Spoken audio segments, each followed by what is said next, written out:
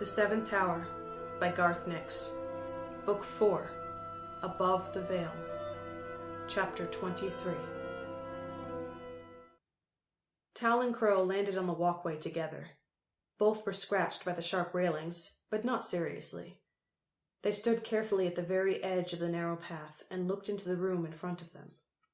The top of the Red Tower was a domed room, open to the air, with 4 arched doorways, one at each cardinal point of the compass, leading to the circular walkway.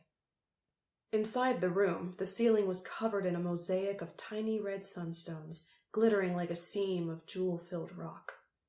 The floor was tiled in red and white, but not in any regular or obvious pattern. Hanging upside down, or perhaps growing from the very center of the domed ceiling, was a tree of red crystal. Its trunk was straight and bare for several stretches before it branched out into a canopy that covered most of the room. Each branch had a silver bell on the end. Tal stared at it, trying to figure out what it was for. There was a strange cluster of small silver hands around the base of the trunk, at the apex of the dome. They seemed to have some purpose. Every hand held a thin wire that went back into the trunk of the tree.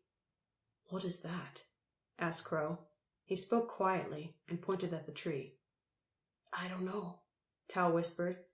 His attention had been caught by what was under the upside-down tree. On the floor of the room there was a pyramid-shaped plinth of a darker red, about as high as Tal's chest. 2 silver hands were mounted upon it, and between them was clasped a large, slowly pulsing sunstone. It had to be the Red Keystone. "I don't like the look of all those bells," said Crow, studying them with a burglar's practiced eye. "Or the silver hands." Then Crow saw the keystone. He started forward and stopped only a step from the doorway.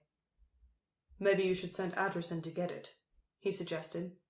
"Sure," said Adris, before Tal could speak.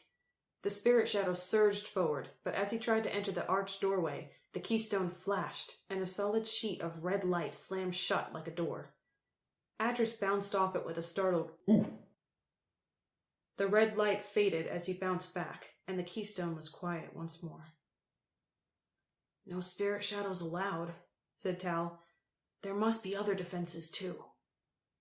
He looked up at the tree and the bell branches again, and then at the floor. The red tiles seemed to be placed in line with the bells above them. "I think the bells sound if you step on the wrong tiles," Tal said slowly as he thought it out. "Maybe," said Crow. "Let's see." He leaned forward and lightly pressed a white tile with his finger. Nothing happened. Crow pressed a little harder. Still nothing. "Now the red," he said, transferring his finger to the closest red tile. As his finger touched, a silver hand above twitched slightly, and the bell above rang, a tiny, hesitant ring. "So the red tiles sound the bells," agreed Crow. They both looked across at the floor. The arrangement of the tiles seemed haphazard, but now they realized that it would be almost impossible to reach the plinth. The individual tiles weren't big enough to get more than most of 1 foot on, and the red tiles were cleverly distributed so that there were more of them the closer you got to the plinth, and the white tiles too far apart to stretch. "There must be a way to silence the tree," said Crow. Tal shrugged. "The proper words, or proper light, but the wrong thing would set them all going." Crow looked up at the tree, then down at the floor, and finally at Tal. "You're lighter than me," he said. "I reckon I can stand just inside on those 2 white tiles, and boost you up to that branch. Then all you have to do is grab any bell that I might set off." "That's all," protested Tal. He looked at the crystal tree dubiously. If it was like the ones in the crystal wood, it would be quite strong enough to climb, but it would also be very easy to fall off it, or cut himself on the narrower branches. "Do you have a better idea?" "I could have another try," said Adris, who was still rubbing his head. "No," said Tal, "I don't have a better idea." Even without a better idea, they still walked around and checked the other 3 entrances to see if either the tree or the floor looked different or easier to move across. They didn't, So Tal, Crow, and Adris returned to the western arch. The sun had set completely, but the walkway was lit by the red light that spilled out from under the dome and through the arches. The brightest light came from the Red Keystone.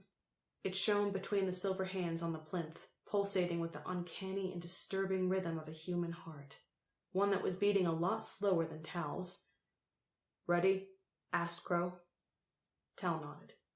Crow backed up to the arch, and then stepped back, craning his head.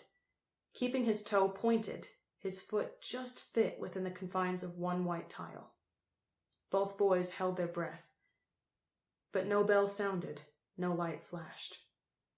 Crow stepped back with his other foot. For a moment, it looked like he would lose his balance. He swayed and then recovered, cupping his hands so Tal could use them as a foothold.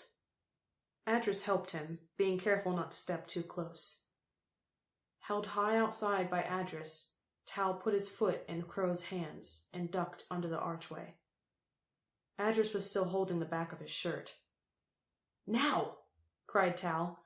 Adris let go, Crow jerked his hands up, and Tal pushed.